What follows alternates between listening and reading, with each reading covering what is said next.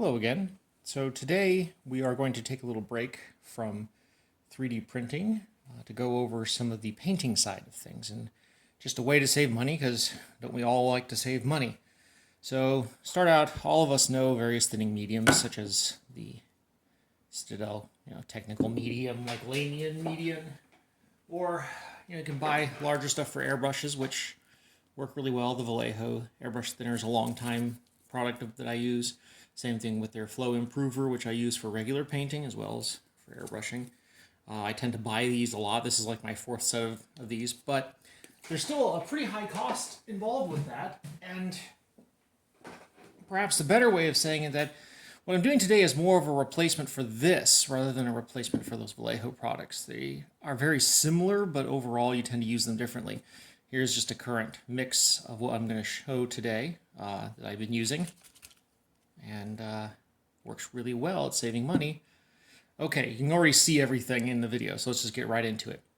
Making a acrylic medium that is both matte and that will thin your paints and prevent the pigment from falling out is really important. And normally it's really expensive. So enter this. You can get this at any Walmart, and it's under $4 for 250 milliliters. Because you're only using half, or even a little less than half, in the mixture that we're going to make today, this is going to go for probably way more than 500 milliliters of final product in the long run. So $4 for maybe 600-700 milliliters worth of what is essentially identical to this is a lot of money saved. So how do you do it? It's really stupidly simple. Get yourself a bottle, preferably bigger than this. This is what I've got because I tend to transfer from those larger Vallejo thinning mediums into this for actual use, because you can control the dropper better. But in this case, I'm just going to quickly make it up. So all we do is just take some of this, and as you can see, it's pretty thick stuff, right? That's not what we want, right? So it's going to take a bit to do this because it's so thick. So you want a larger unit. Of course, I'm going to pause this and save you the time of me attempting tapping it through. That's why a bigger dropper bottle would be better for this relatively thick medium. So we're going to pause here and then come back when the acrylic medium is all inside. Okay, and we're back, and you can see about how much I used. And I said 50-50, but that's, of course, being a little generous here. This is really all you need. All right? Mostly because it's so thick. Now, there are thinner brands of matte acrylic medium out there, which will be easier to put into a bottle this size, except that what you're paying for in their thinner form is more pre-added water, really. So all we then do is, let's add our distilled water. You can use tap water, but I don't recommend it.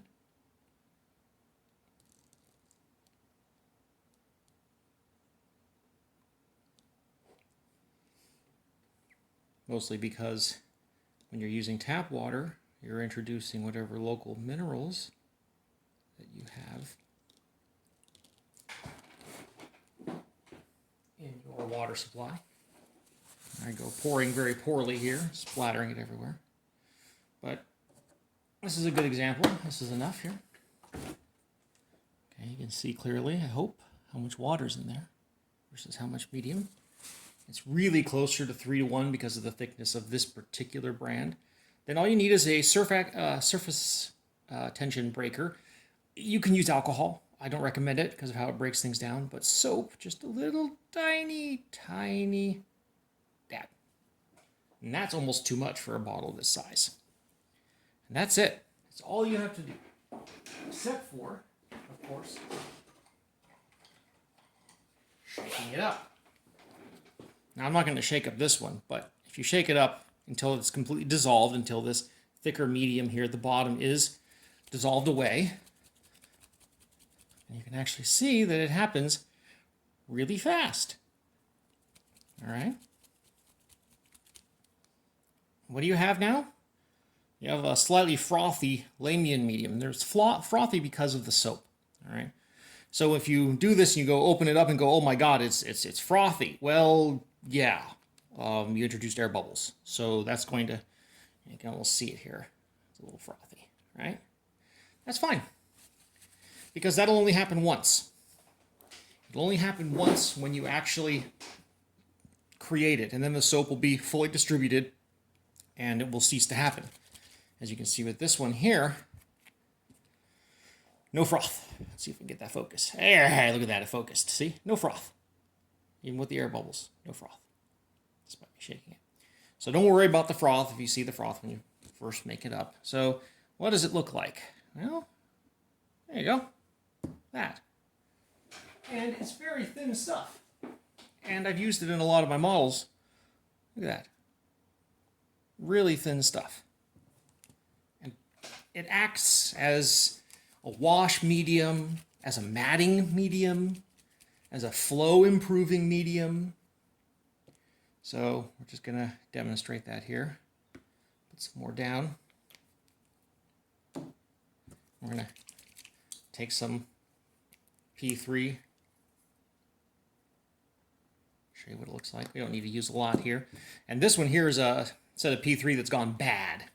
And I've been attempting to recover it, and so far I've had pretty good luck, but there's some good chunky mediums here in this. You know, look at that, chunky. So we can use that again here. This thing's like gel. Look at that, yeah. So here's an example of using the medium to work with paint that has, so you can get that down a little bit. So we get that chunk on there and we'll dissolve that gooey chunk for us. And we'll get an example of this medium in action. If any of you have actually used P3's own medium, you'll know that it's milky colored, the same as this. And again, it dries clear, so it's a complete non-issue. Now, one of the other things that to deal with and why you want a medium like this and why wasting your money on that is a bad idea is thinning metallics. Metallics don't like to be thinned. And so thinning your metallics is a big process. Why? Because the mica particles, or if you use certain Vallejo products, the actual aluminum particles, are thicker or bigger than the particles used with regular pigment paints. And so if you try to thin with just water here, then the pigment will, let's get something on here. How about this? Can you see that? All right. Well, the pigment will just fall out and you lose the metallic. It just looks really weird and spotty. So let's just demonstrate our medium turning this burgundy. It's beautiful. I love this particular P3 paint into a wash. It just dissolves just fine. Keep using more if you want. Make that thing nice, fully into a wash. And go even further. Now it's already a wash. Now we're going to turn it into a glaze.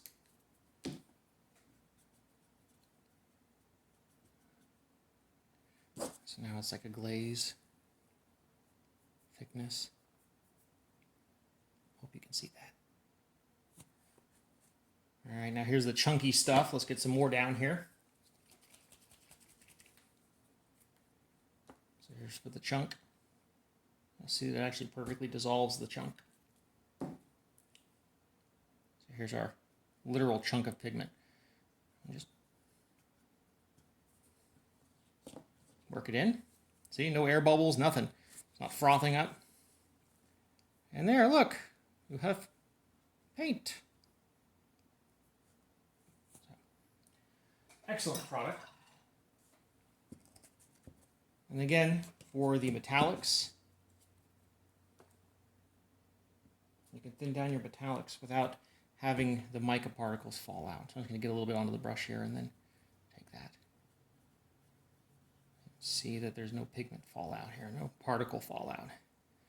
And it covers better, and it maintains this metallic without going into the whole spotty phase that happens with overly thin metallics. So again, it's just a really useful thing for really cheap. You know, my first bottle of this stuff is in a 17 milliliter bottle from Vallejo, dropper bottle, and yeah, this is like 50 cents. This is like $8. Go cheap. It works better. And you can see this is milky too. It's really the same stuff. I do find it somewhat ironic when I first opened this that what they put in here is basically your binder, which is this thing that suspends the pigment particles and actually binds it to. It's like a glue if you want to for acrylic paints. And then the mat as the matting medium, and water is pretty much all that this is.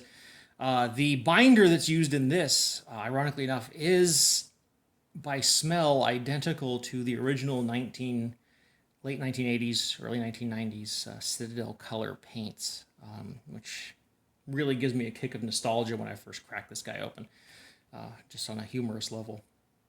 All right. Well, if you guys like this video, just like it and subscribe if you want to see more. I'll just give you a quick idea of what I've been up to rather than doing videos lately. It's been time to spent mostly painting. Right now doing my incubi. It's these guys right here I've been working on. And they're coming along nicely, actually. We'll talk about painting fatigue and expectations, and why I had a very not happy time painting my witches, what have you, that you saw on my desk for several months. I'll talk about that in another video, but there's a kind of a metric that is involved with painting and how the reward mechanism works for you. And for me personally, there's a time limit on that where it becomes a project rather than being something fun. And getting back to these incubi has been really fun. So it's nice to have fun while painting again. So until then, see you.